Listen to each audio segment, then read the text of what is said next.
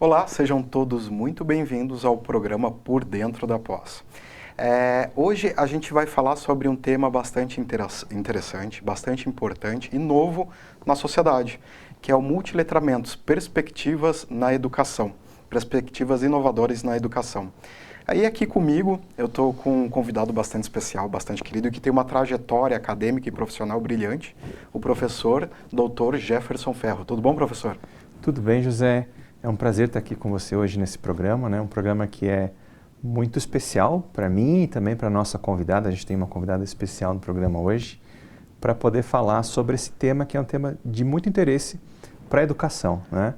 Eu sou professor da Uninter, colega do José, do programa de pós-graduação em Educação e Novas Tecnologias e também integrante do Global Hub, que é o setor de internacionalização da Uninter, onde nós fazemos diversos trabalhos relacionados ao ensino de línguas, ao ensino, enfim, a formação de professores, né, como é o caso do nosso programa de mestrado.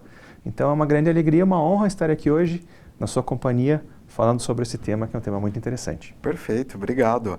E hoje, né, a gente vai deixar um momento especial para a gente apresentar a professora mestra Cíntia, mas ela era sua orientanda, né? Sim, a Cíntia é uma egressa do nosso programa de mestrado em Educação e Novas Tecnologias e fez um trabalho muito interessante, trabalho muito elogiado. É uma grande educadora, né, lá do estado da Bahia. Daqui a pouquinho a gente vai chamá-la aqui e conversar com ela. E claro que então a nossa conversa hoje também tem esse sentido de valorizar o trabalho dela, mostrar como trabalhos inovadores na área da educação podem ser feitos, né, em diversos lugares, com professores de diversas disciplinas, com abordagens diferentes. Perfeito. E pessoal, como o tema de hoje é multiletramentos, a gente precisa entender do que se trata. Provavelmente você já deve ter escutado alfabetização e letramento, mas aí a gente tem um termo novo, que é multiletramentos, e não tem pessoa melhor para perguntar do que o professor Jefferson. Professor, o que aí a gente tem esses termos, né? Alfabetização, letramento e multiletramento. O que é cada um deles? O que eles significam? Interessante, José. A gente pode entender que esses termos eles vêm se tornando mais conhecidos e vêm se desenvolvendo até como tema de pesquisa nos últimos anos, de uma forma concomitante também ao desenvolvimento das mídias, da comunicação na nossa sociedade. Anteriormente se pensava muito em alfabetização, não é? Que é aquela coisa de você ensinar os rudimentos, por assim dizer, da leitura e da escrita, ensinar uma criança a ler e a escrever, isso é alfabetizar uma criança. E daí que a gente tem as palavras, alfabetizado, analfabeto, né? Alfabetizado em nível rudimentar, por exemplo. A partir dos anos 80, 90, as pesquisas nesse campo começam a se desenvolver e a entender que a questão da alfabetização é um pouco mais complexa e a gente pode entender a alfabetização dentro da vida social, né, como a nossa capacidade de entender diferentes formatos de comunicação e de utilizar a comunicação, a língua, em diferentes contextos, não é? E que isso é um pouco mais complexo do que pensar apenas no aprendizado formal do alfabeto, né, das regras básicas de construção da língua escrita. Então, o conceito de alfabetização começa a ficar mais complexo e começa então a surgir esse novo conceito que é o de letramento, não é? Que é uma ideia então que pensa a nossa capacidade de utilizar a língua em diversos contextos, em diversas situações. Então ela vai além do apenas conhecer os fundamentos da escrita e da leitura, né? A estrutura, a superfície da língua. Ela entra em questões pragmáticas e também em questões que daí vai entrar no multiletramento, né? Dos diferentes tipos de mídia, não é? Então hoje em dia você dizer que uma pessoa é letrada porque ela sabe usar, né, escrever no papel, parece um pouco limitado, não é? Porque hoje em dia a gente se comunica de diversas outras formas, a gente usa muito as telas, não é? A escrita eletrônica em diferentes formatos, seja para escrever um e-mail, seja para escrever uma mensagem do WhatsApp, seja para escrever um post no X ou no Facebook ou no Instagram, não é? E a verdade é que nós, professores, né, que fomos formados lá, que fomos para a escola nos anos 80 e 90, A gente foi aprendendo muito sobre essas novas tecnologias, sobre as novas mídias com os nossos alunos, né? Exatamente. Os alunos chegavam na sala de aula fazendo vídeo para Instagram e a gente tinha que correr atrás e descobrir o que é isso, como é que faz isso, não é? Então a ideia dos multiletramentos é uma ideia que começa a incorporar então diferentes mídias. Então entender que hoje uma pessoa ser letrado na nossa sociedade hoje, numa sociedade midiática, é conhecer, é saber receber informações em diferentes mídias, né, da TV, do grupo de WhatsApp, do Instagram, saber entender a diferença, né, do tipo de informação, entender os sistemas de comunicação que estão por trás dessas mensagens e, claro, também ser um produtor. Hoje os nossos alunos, os nossos jovens, eles produzem conteúdo. Não é? Produzem conteúdo para as redes sociais, então isso é uma forma de letramento também. Então a ideia dos multiletramentos, e já vou começar a dar aula aqui, você me interrompa se eu estiver muito discursivo. É muito apropriado isso que você está falando, é muito importante. Essa ideia, né, ela tem a pedagogia dos multiletramentos, ela é um marco que surge em meados dos anos 90, não é? É quase como que um manifesto que é escrito pelo Grupo de Nova Londres, que apesar do nome, o Grupo de Nova Londres não é de Londres, na Inglaterra, mas é dos Estados Unidos, uma região dos Estados Unidos, que é um conjunto de pesquisadores, de educadores e também de linguistas, pesquisadores da análise do discurso, que se reúnem em meados dos anos 90 nos Estados Unidos para pensar um novo modelo de educação. Naquele momento a internet ainda era algo muito novo, né? Nós não tínhamos redes sociais, nem YouTube, por exemplo, mas eles já tinham percebido com muita clareza que era absolutamente necessário pensar a educação, o ensino da língua, incorporando essas novas mídias que estavam surgindo, não é? E que isso ia exigir das pessoas, dos alunos, dos professores, novas habilidades, de saber utilizar, saber escrever e saber produzir conteúdo, mensagens, comunicação para diferentes formatos e para diferentes mídias. Então surge um manifesto, né, tem um texto clássico aí que é considerado o manifesto da pedagogia dos multiletramentos, que, se não me falha a memória, em português está traduzido como uma pedagogia dos multiletramentos projetando futuros sociais, que propõe uma série de princípios básicos para essa pedagogia. A gente pode pensar que uma das coisas muito importantes é justamente esse reconhecimento de que nós vivemos numa sociedade midiática e que nós temos que incorporar esses novos suportes da língua para dentro da sala de aula, para os projetos educacionais, mas também pensando na educação de uma forma autônoma, informar cidadãos que sejam críticos, que sejam autônomos, que saibam aprender, e que uma pedagogia que se propõe transformadora da vida social, não é? Então, alguns dos princípios básicos dessa pedagogia são esses: a incorporação de diferentes mídias, a contextualização do ensino e uma prática pedagógica que seja reflexiva e transformadora. Perfeito. E se pararmos para pensar um pouquinho, 1995, 96, meados da década de 90, foi ontem. Então, quando a gente fala sobre pedagogia de multiletramentos, a gente está falando de algo novo, né? Sem dúvida. E ainda que tenha se tornado um discurso mais ou menos comum, e se hoje a gente vai, por exemplo, para os documentos regulatórios da educação no Brasil, como a BNCC, a gente vai encontrar lá referências a esses princípios, né? O princípio da autonomia, da reflexão, de você formar um aluno que seja crítico, que seja capaz de transformar a sua realidade, e uma educação que incorpore diferentes mídias. Dizer isso estar no documento é uma coisa, isso estar na prática de sala de aula é outra. Então é sempre difícil, na verdade leva tempo, exige estudo, dedicação, treinamento, não é? Capacitação, para que essas transformações que muitas vezes surgem no papel, surgem na cabeça dos pesquisadores, se tornem efetivas na sala de aula, que se tornem efetivas no dia a dia da educação. É por isso que o exemplo da Cíntia, por exemplo, da nossa convidada especial de hoje, que daqui a pouquinho vai entrar aqui conosco, é muito interessante, porque ela conseguiu justamente fazer esse movimento, né, de sair da pesquisa, do estudo, do que está no papel previsto para a prática efetiva.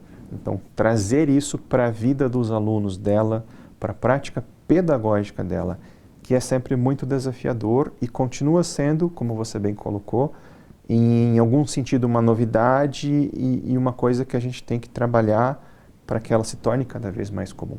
E vai se aprimorando, né? 96, se a gente parar para pensar, não existiam smartphones ainda, né? Sim. É muito recente. Então, a gente vê quão vanguarda foi esse pensamento e quão atual ele está, né? Bom, mas vamos falar um pouquinho com a professora mestra Cíntia? Claro. Professora Cíntia Toyoshima, está escutando a gente? A gente está sem retorno aqui. Vamos ver se a gente consegue um... A Cíntia está lá no interior da Bahia, né? Barreiras. Em Barreiras. Oeste, Oi, estão me ouvindo? Agora sim. Estamos te ouvindo. Seja bem-vinda, professora. Obrigada. Boa tarde a todos. Boa tarde, professor Jefferson. Boa tarde, professor José Benedito. Prazer estar aqui com vocês hoje, nessa tarde, para falar um pouquinho dos multiletramentos. Bem, como vocês já falaram, sou egressa do curso de mestrado da Uninter e também sou professora da rede estadual do estado da Bahia e peguei assuntos educacionais. Uma amante da tecnologia e uma curiosa também. E eu falei, sabe, José, que eu falei que essa leitura, né, sobre letramento, alfabetização, e a ideia dos multiletramentos está muito associada à área de línguas, não é? E, de fato, ela vem da linguística, da análise do discurso, de uma pedagogia da língua, mas a Cíntia, ela mostra, e também por isso o trabalho dela é muito interessante, muito original, que os princípios da pedagogia dos multiletramentos podem ser usados, devem ser usados até, em outros campos, né, do ensino. A Cíntia é professora de matemática e não de língua. Você vê. Que fantástico, professora, que fantástico. Pois é, uma combinação perfeita, né? Então, às vezes a gente acha que multiletramentos está mais envolvido para a área de linguagens, e aí eu fui observando que justamente acho que aquele pontinho que se faltava, ou que ainda falta dentro das outras áreas, essa questão de abordar os letramentos e os multiletramentos dentro de outras áreas que são necessárias para todos, né?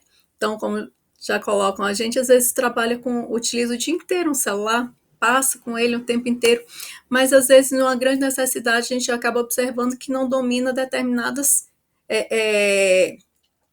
ferramentas que existem dentro da tecnologia. E aí eu comecei a observar que relação a gente poderia fazer, como é que a gente pode trabalhar esses multiletramentos também para matemática, não só para a área de linguagens. E comecei a estudar, pesquisar, e já sou amante, né?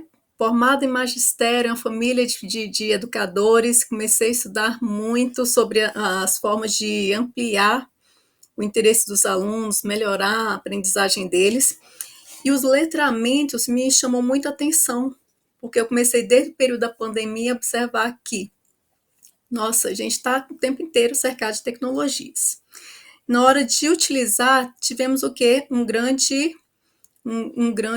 limitação em algumas coisas de uma tecnologia que já é rotineira para a gente.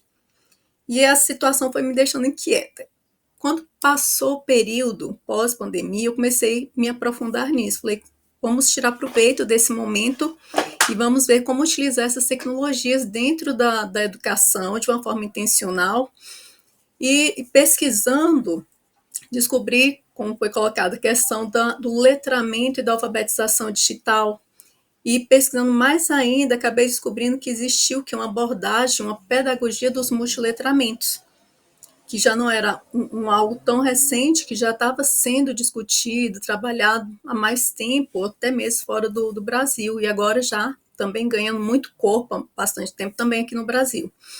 Pesquisando, descobri que era uma abordagem que justamente trata da questão das diferentes modalidades de linguagem, também respeita a questão das multiculturalidade do conhecimento do aluno, desse que a gente está em sala, e juntando todas essas pecinhas comecei a estudar, né? E aí cheguei justamente ao entendimento do que seria essa pedagogia e como utilizar de forma intencional dentro da minha área da matemática. Muito interessante, realmente. E você sabe, José, que o trabalho da Cíntia foi muito elogiado, né? E foi visto como um trabalho bastante inovador, não é? A Cíntia é uma pessoa que é muito apaixonada pelas tecnologias, né, Cíntia? Sim, E ela até comentou que foi a pandemia, né, Cíntia, que acabou dando, por assim dizer, um start, uma oportunidade forçada, não é? Que as pessoas sim. explorassem mais esses recursos tecnológicos. A gente sabe que a pandemia para os professores foi muito traumática também, não é? Então eu queria que você falasse um pouquinho sobre como foi a sua experiência durante esse período pandêmico. Eu sei que você já é muito amiga das tecnologias, mas você teve alguma dificuldade? Como é que foi esse processo para você? Sim. Acho que todo mundo, naquele período, todo mundo foi pego de surpresa, por mais que a gente utilize as tecnologias no dia a dia, por mais que a gente tenha algumas formações, a gente nunca ia esperar aquele momento, né?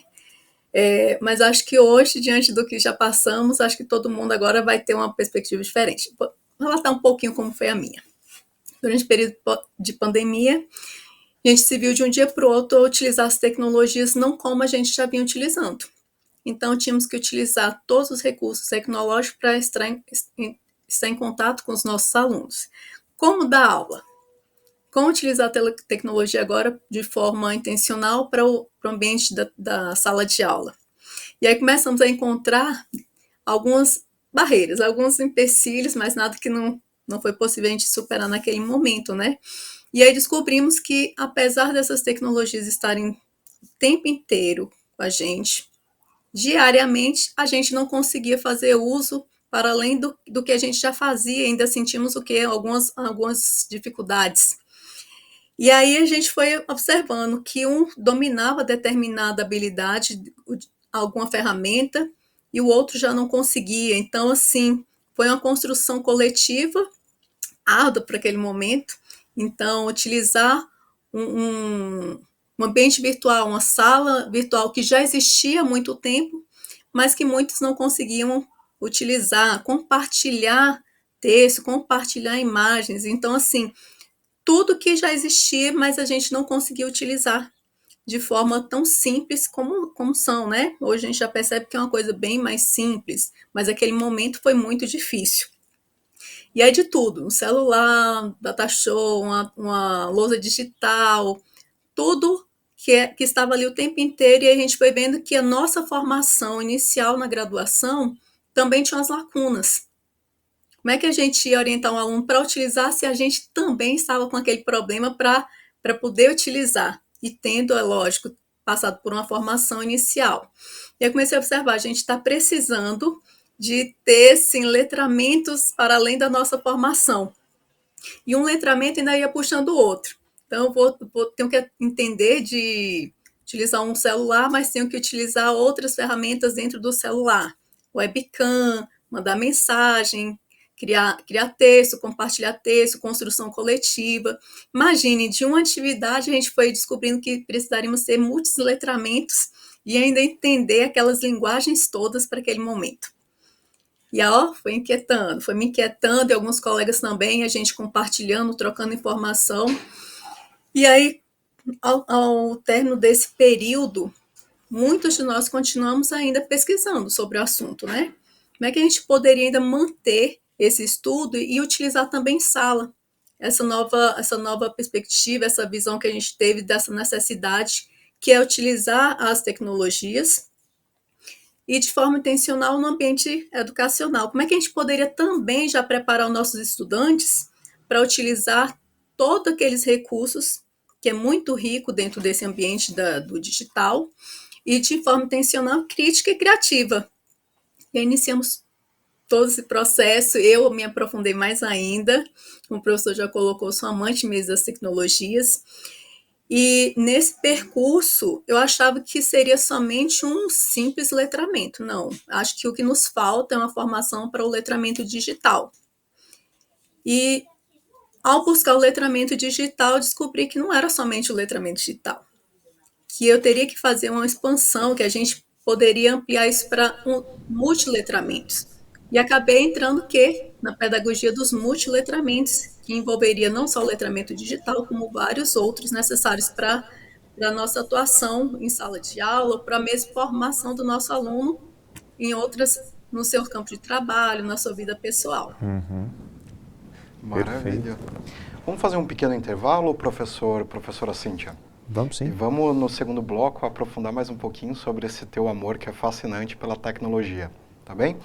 A gente já volta, fica conosco, que vai ter mais informações importantes sobre o assunto.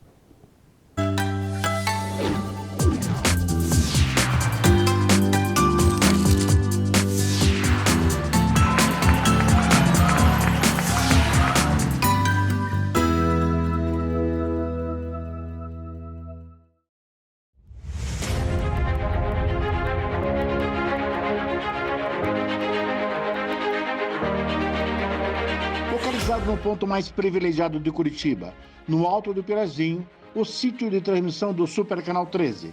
13.1 TV Cultura, uma das emissoras mais admiradas e premiadas no Brasil e no exterior, com mais de 400 prêmios.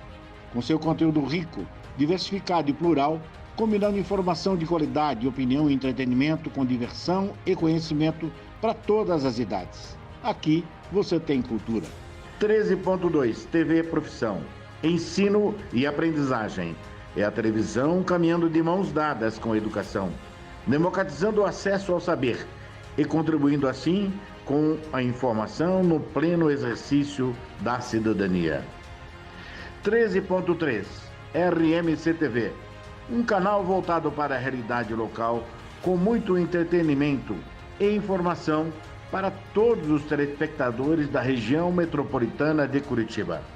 13.4 TV Fundação Wilson Picker, Enem para todos e uma diversificada programação, democratizando assim o acesso ao saber.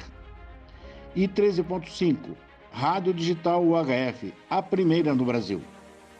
A multiprogramação do Super Canal atende a mais de 3,5 milhões de telespectadores em Curitiba e na região metropolitana, nas cidades de São José dos Pinhais, Piraquara, Colombo, Almirante da Mandaré, Bocaiúva do Sul, Campina Grande do Sul, Quatro Barras, Araucária, Fazenda Rio Grande, Campo Magro, Campo Largo, Contenda, Lapa, Balsa Nova e Itaperiçu. Essa excelente estrutura de transmissão permite uma ótima recepção em mais de 90% dos televisores da sua área de cobertura. No Super Canal 13, sua imagem pega bem.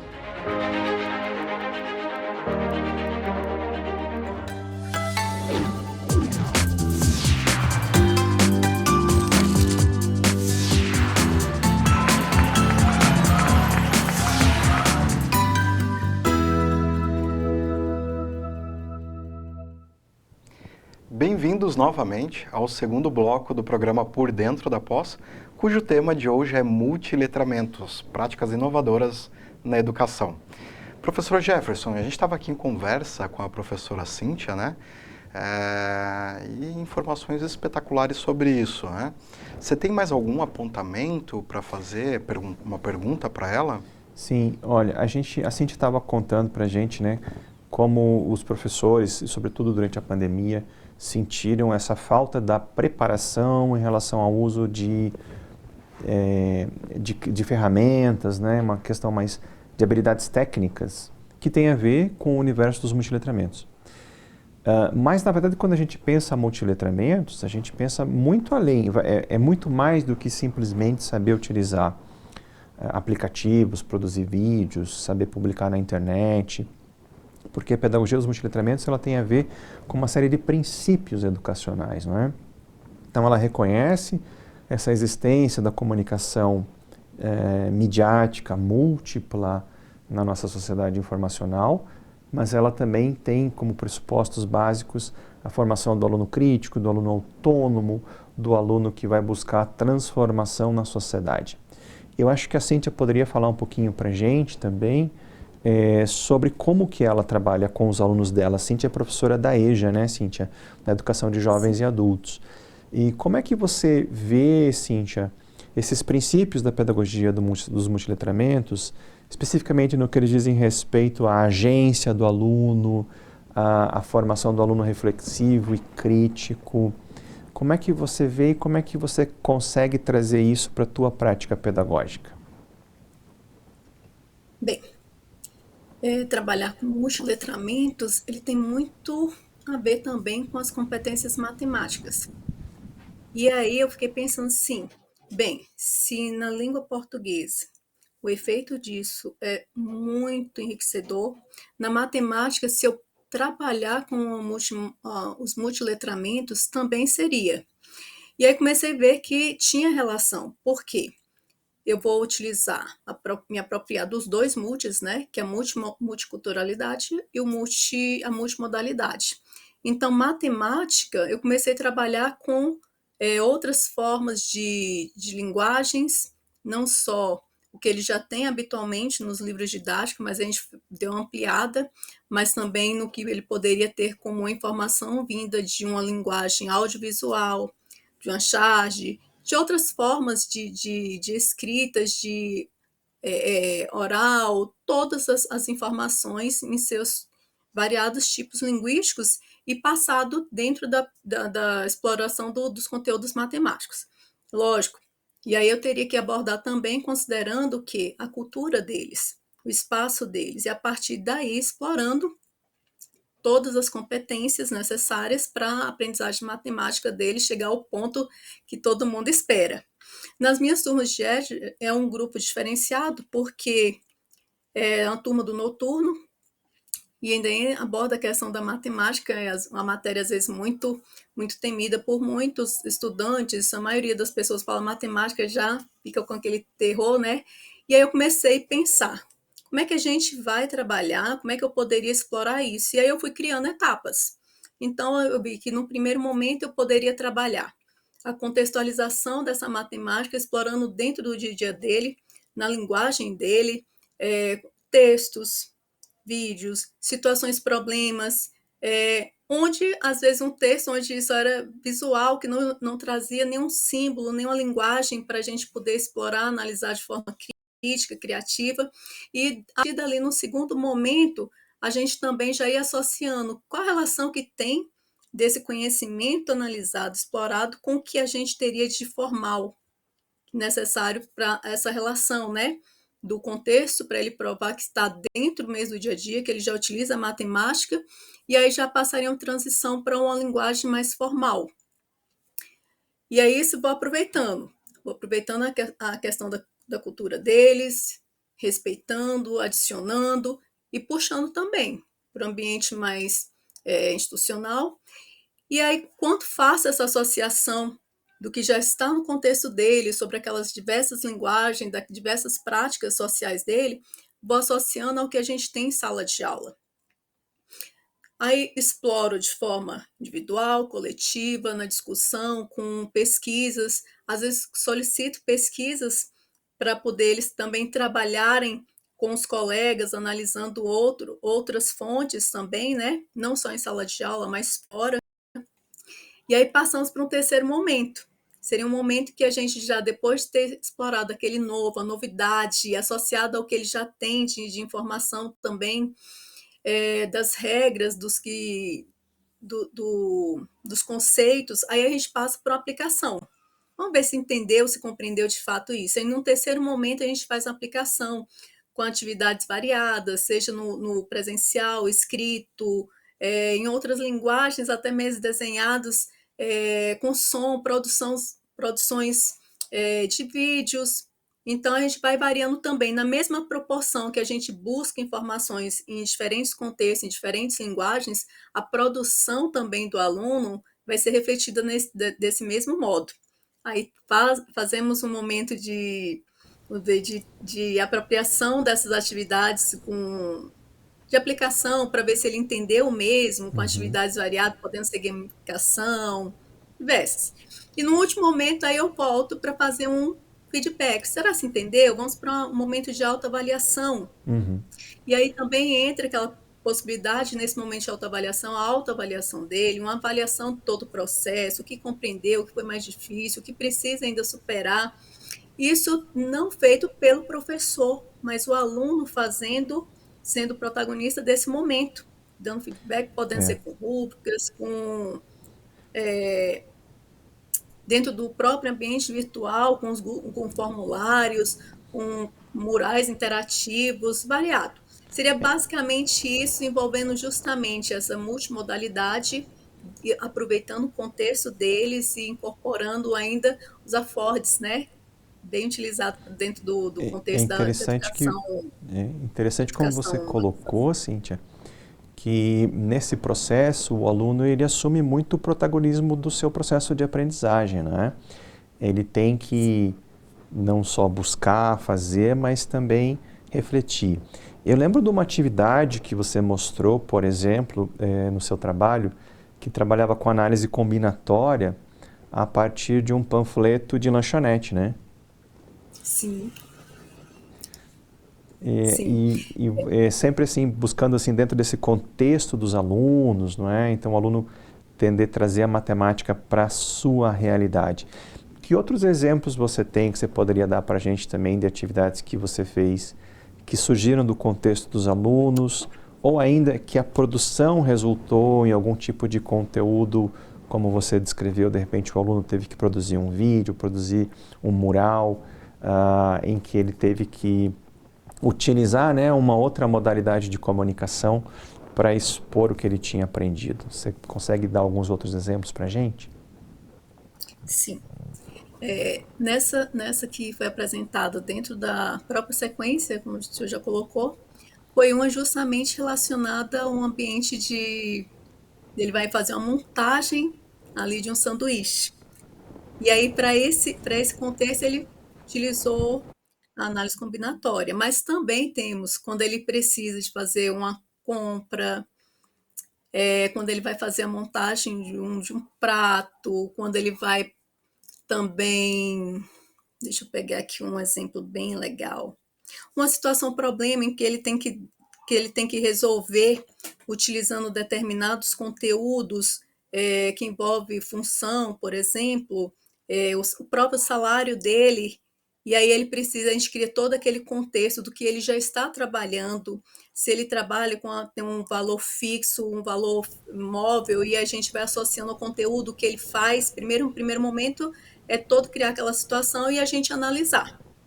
E aí a gente pode fazer isso tanto de eles trazendo o contexto deles, e a gente vai explorando, cada um vai apresentando a sua vivência, e aí a gente junta, acumula toda aquela informação, e a partir dali a gente vai ampliando e criando outras posições. Se acontecesse determinada situação e você ampliasse esse percentual, e assim... O ideal desse primeiro momento, da mesma forma que foi aquele panfleto da lanchonete, do Subway, tem outros também, é a gente pegar justamente essas situações em modalidade de linguagem variadas para ele entender que a matemática está presente ali naquela linguagem. Uhum. Não vai ser somente dentro da sala com o livro. Então, os panfletos, as notícias, os gráficos, um vídeo apresentando uma situação, problema, que não vai estar expressa ali números, então, mas a possibilidade dele utilizar o raciocínio lógico e o conhecimento prévio dele também são situações que podemos utilizar para dar um pontapé inicial para essa abordagem dos multiletramentos. A partir dali, daquela informação, a gente propor para ele pesquisar sobre o assunto e que outras formas seriam para resolver o problema, depois associar isso, no segundo momento, ao conhecimento mais formal, para ele entender que existe um processo do senso comum, mais longo, mas também que se resolve, e num segundo momento a gente vê que existe também outros caminhos, com regras, com outras informações que ele também poderá utilizar. Da linguagem da matemática mesmo, né? Exatamente, da linguagem da matemática. E ele pode fazer isso em grupo, discutindo, dentro e fora do contexto, com apoio ou não de tecnologias. Muito bem. Eu percebo também que, como você expõe, né, essa prática pedagógica da matemática, tem muito espaço para intuição, ou seja, exige do professor uma certa flexibilidade, porque o professor ele tem que olhar para a vida do aluno, não é? E a partir desse olhar para a vida do aluno, do conhecimento, dessa proximidade com o aluno, é que ele vai ser capaz de enxergar onde que aquele conteúdo vai fazer sentido para o aluno, não é? Então, se o professor é muito fechado, se ele fica muito preso a um determinado modelo de ensino ou a um determinado conteúdo que já vem pré-formatado, ele não vai conseguir dar esse salto, né, Cíntia? Sim, exatamente. Para isso acontecer, algumas coisinhas, assim, alguns pontos, a gente tem que, de fato, ser bem flexível.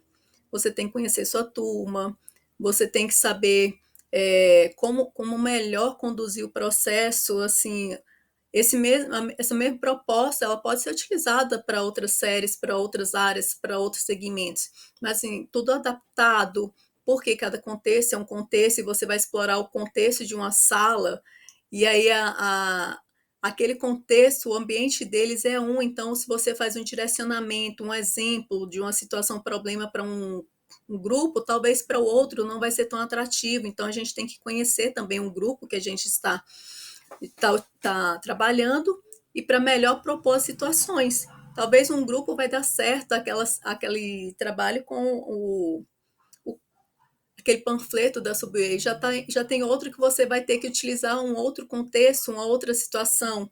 Também leva em consideração todos esses fatores e os recursos que a gente vai utilizar.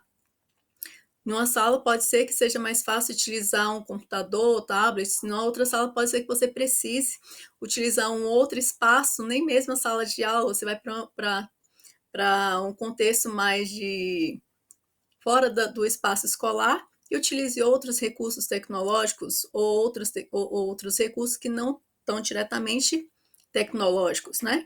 Isso para o quê? Associar essa proposta e atender também as competências matemáticas que vão estar sendo exploradas. Bem, excelente, muito interessante o teu trabalho, ouvir você falar sobre o seu trabalho, Cíntia. E você sabe, José, que a gente pensa, né, a questão dos multiletramentos por um viés muito moderno, né, com a tecnologia, mas na verdade esses princípios que a Cíntia está tão bem demonstrando até na prática pedagógica dela, eles já estavam delineados, por exemplo, na pedagogia do Paulo Freire, não é? Que é uma pedagogia que busca ensinar a partir do contexto do aluno. Não é a mesma coisa que a Cíntia estava falando? É o que ela está fazendo, né? É o que ela está fazendo. Quer dizer, você ser capaz de olhar para o contexto do aluno e trazer o contexto do aluno para a sala de aula, né, como um objeto de estudo, como uma observação que vai te levar a fazer esse outro passo que a Cíntia também descreveu, de formalizar, de pensar nas estruturas, na linguagem da matemática, como é que ela dá conta, né, daquilo que está na realidade. Então, a pedagogia dos multiletramentos, que surge lá em meados dos anos 90, ela, em grande medida, ela dialoga com uma obra, né, do nosso grande educador, que é o Paulo Freire, que ele já vinha há 20, 30 anos pensando e trabalhando, não é?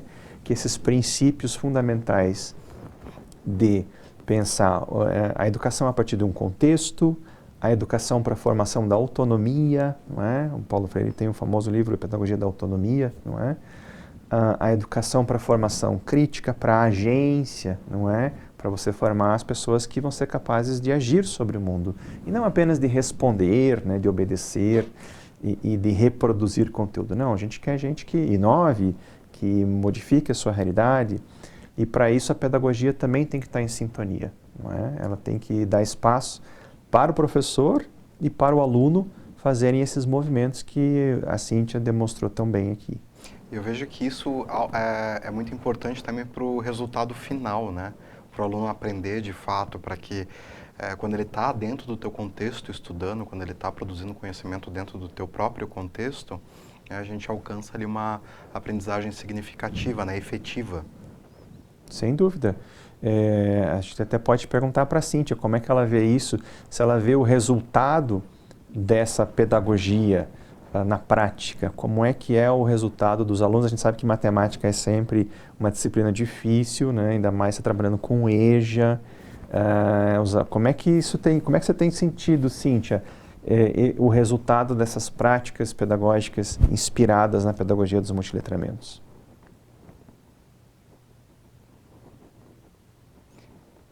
Professor, a gente perdeu aqui o A gente áudio. perdeu o seu áudio.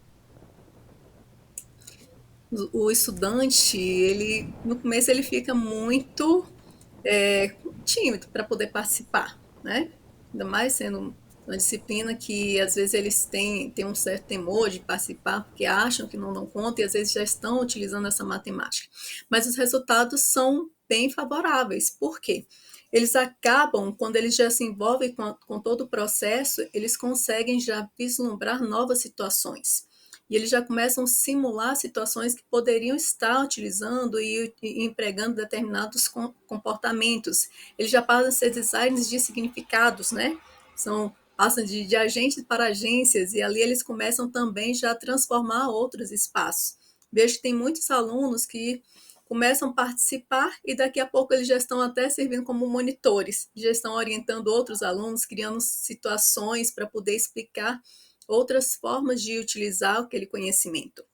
Então, para mim está sendo muito, muito enriquecedor para os alunos, e para mim eu estou ficando assim, é um presente. Por quê? A aprendizagem, e uma aprendizagem significativa, porque eles fazem também essa transferência para outros espaços, para outros momentos.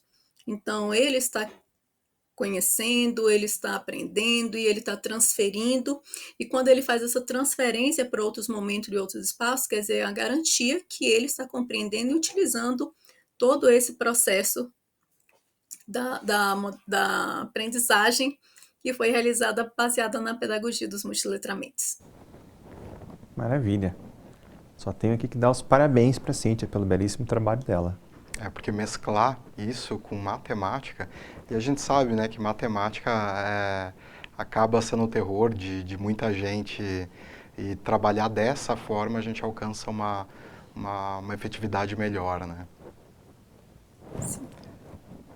Você quer fazer mais algum apontamento, professor? Olha, José, só agradecer a oportunidade de estar aqui hoje conversando, né, com o nosso público, agradecer muito a Cíntia, que muito me honrou, né, tive a oportunidade de ser orientador dela e de ter contribuído um pouco para o trabalho dela, que é um trabalho belíssimo e que vem da prática, né, da profissional dela. Eu acho que é muito importante, a gente precisa investir mais no Brasil em ações de prática continuada, de capacitação para os professores.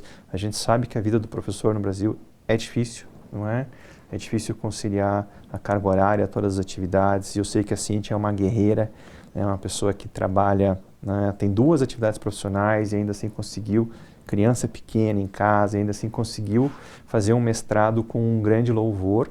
E a gente sabe que isso é difícil, não é? Mas temos que buscar cada vez mais ter oportunidades de formação continuada para os nossos profissionais da educação, porque é assim que a gente consegue, como você bem colocou, José, fazer o efeito, né? Chegar a melhorar a aprendizagem dos alunos, que é uma coisa tão necessária no Brasil. Perfeito.